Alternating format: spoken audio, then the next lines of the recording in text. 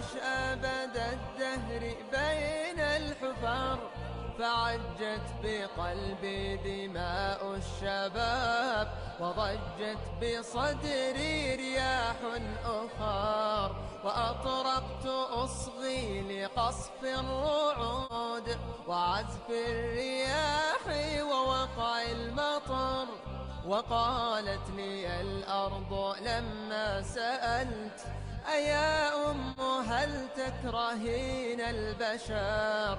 أيا أم هل تكرهين البشر؟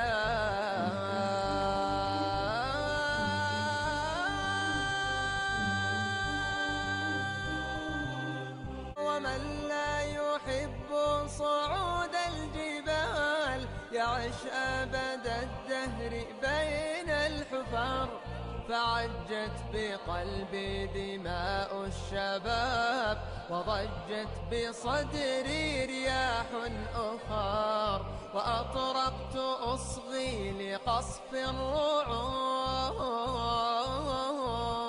وعزف الرياح ووقع المطر.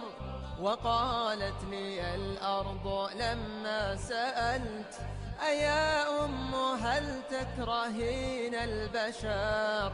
أيا أم هل تكرهين البشر؟ السلام عليكم ورحمة الله وبركاته. شأن تتغلق أسواق الناس وهم في هات الحستور والأطوار في شان ياسنون، ولا يلقوا يحون على هوشن، ولا المهم معهم مشقة ومعهم موطن مطلع في تل حوج وتل جبل.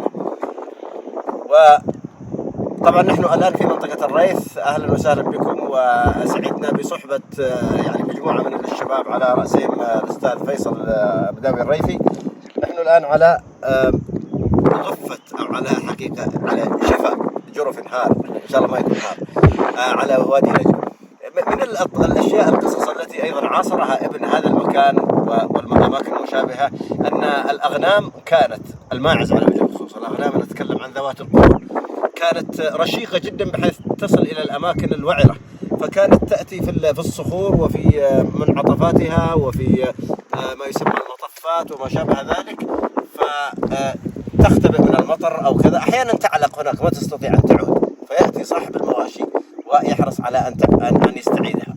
فذات مرة جاء شخص من هذه المنطقة، وكانت كان هناك مجموعة من المواشي، فأراد أن ينزل لها. كان معه بندق وجنبية وسكين صغير، وضع الجنبية والبندق ونزل ليستخرج الأغنام. لما وصل هناك تفاجأ بوجود النمر. طبعا النمر هاجم الرجل، والرجل ليس معه شيء، وهذا نمر يعني وحش سبع كاسر، فاستخدم السكين الصغير هذا الصغير جدا وطعن النمر. والنمر أيضا هاجمه ويعني قطع جسمه، فأغمي على الرجل وأغمي على النمر، ولم يعرف أحدهما شيئا عن الآخر، إلا أن الرجل لحسن الحظ استيقظ قبل أن يستيقظ النمر. فلما استيقظ رأى أنه يمكن لحظات يستيقظ النمر ثم يبطش به، فسحب النمر ورماه في أسفل الوادي هذا المنحدر السحيق. ثم كان من الصعب عليه أن يمشي، فزحف بصعوبة بالغة وبوقت طويل جدا حتى وصل إلى سلاحه. فلما وصل إلى البندق رمى بالرصاص في الهواء، فسمعه الناس. ودائما في ذلك الوقت إذا رمى الناس بالرصاص يتوقعون أن هجوما حدث أو شيء أو أنه نفس معين، فجاءوا تجاه الرصاص فوجدوا حالة صعبة جدا فحملوه. وكانوا يعالجون الناس في ذلك الوقت بالسمن وبالزبد وبما شابه ذلك، يحشون به الجرح. فكانوا من كثرة الجراح وعمقها كانوا يملؤون الجراح بالسمن حتى تغرغر، تصل يعني كأنها سيل. لكنه لحسن الحظ الحمد عاش. كان الناس معتادين على الحياة الصعبة، ما دام أن هناك أملا ولو 1% فيستطيع الإنسان أن يبقى حيا. هذه واحد ملمح فقط من ملامح الحياة العسيرة والشاقة، وتعطينا انطباعا أيضا عن قسوة وقوة وصلابة ابن هذه المنطقة الذي استطاع أن يقاوم الطبيعة ويقاوم السباع ويقاوم كل شيء. شكرا لكم، والسلام عليكم ورحمة الله.